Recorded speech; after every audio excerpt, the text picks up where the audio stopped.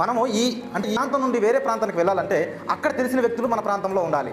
వాళ్ళని పట్టుకుంటేనే తప్ప ఆ ప్రాంతానికి మనం వెళ్ళడానికి అవకాశం లేదు. ఈ భూలోకంలో ఇంత ప్రాసెస్ ఉంటే పరలోక రాజ్యానికి వెళ్ళడానికి ఇష్టం ఉన్నది, విశ్వసిస్తున్న మంచిది, చాలా సంతోషం.